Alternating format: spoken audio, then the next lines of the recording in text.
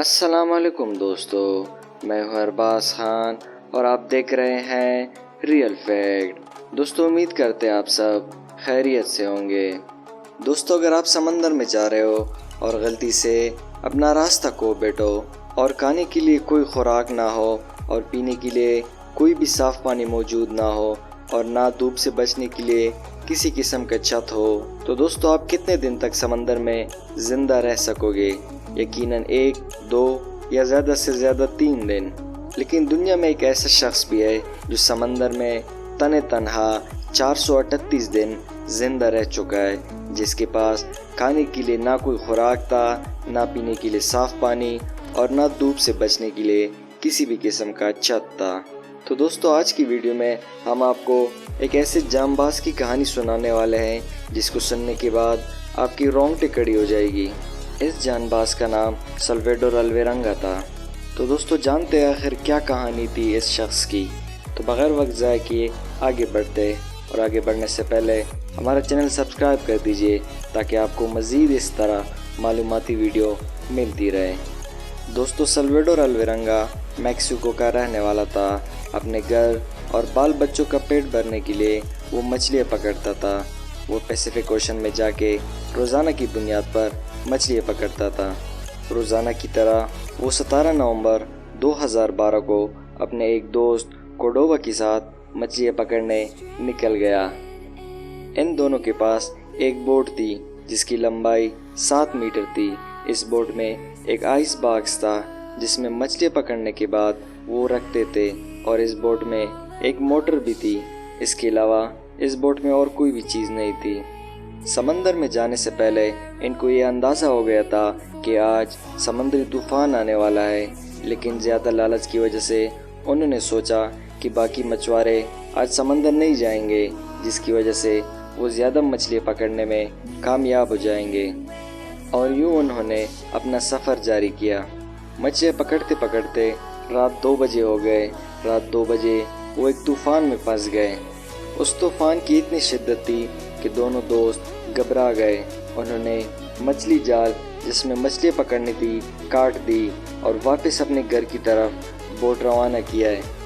Boat نہایت تیز رفتاری سے کنارے کی طرف چلنے لگی اور 6 گھنٹے مسلسل چلتی رہی۔ یہ دونوں 24 کلومیٹر دور سمندری کنارے سے تھے اور ان کو پہاڑ نظر آ رہے تھے، لیکن بدقسمتی سے ان کی بوٹ کی موٹر خراب ہو گئی اور کام کرنا چھوڑ دیا۔ موٹر خراب ہوتی تیز سمندری ہواؤں نے ان کو دوسری طرف دھکیلنا شروع کر دیا، اور یوں دیکھتے دیکھتے ان کی نظروں سے پہاڑیں اوجھل ہونے لگی۔ بوٹ میں ایک چھوٹا سا ریڈیو تھا۔ ان دونوں نے اس ریڈیو کے ذریعے اپنے ساتھیوں کے ساتھ رابطے کی کوشش کی اور سارے حالات سے اپنے باس کو آگاہ کیا۔ باس نے یقین دہانی کرائی کہ جلد ہی وہ بوٹ لے کر اسی جگہ پہنچ جائے گا، لیکن اتنے میں ان کی ریڈیو کی بیٹری ڈیڈ ہو گئی اور یوں ان کا کنیکشن ختم ہو گیا۔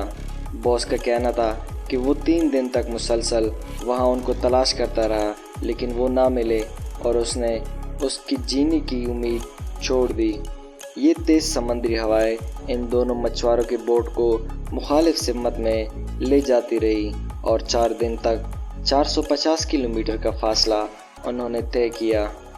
ان کے پاس بوٹ میں نہ کوئی فلیئر گن تھی اور نہ کسی دوسری قسم کی ڈیوائس تھی جس کے ذریعے وہ اپنے ساتھیوں سے رابطہ کرتے۔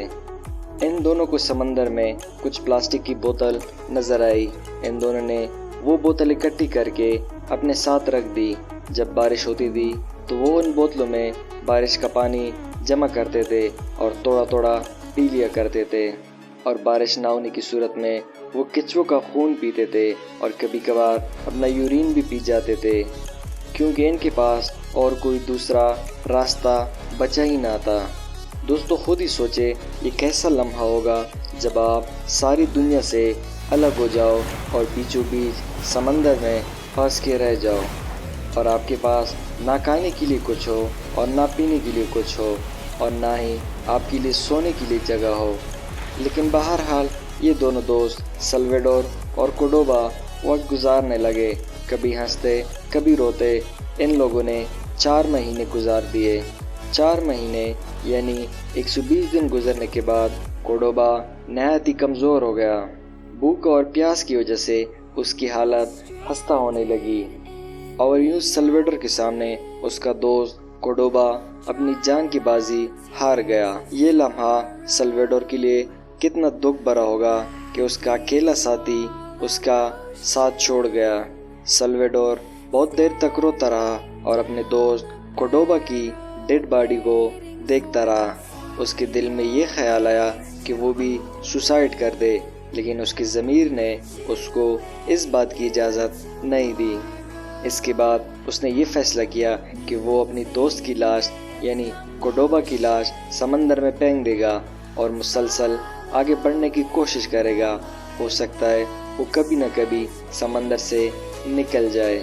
تو اس نے یوں کیا، کورڈوبا کی لاش سمندر میں پھینک دی اور روتے روتے آگے بڑھنے لگا۔ وقت گزرنے کے ساتھ ساتھ 8 مہینے گزر گئے۔ اس نے تقریباً جینے کی آس چھوڑ ہی دی تھی، لیکن 8 مہینے بعد ایک بڑی کارگو شپ اس کو نظر آ گئی۔ جیسے ہی اس کی نظر کارگو شپ پہ پڑی، اس کی جینے کی امید دوبارہ زندہ ہو گئی۔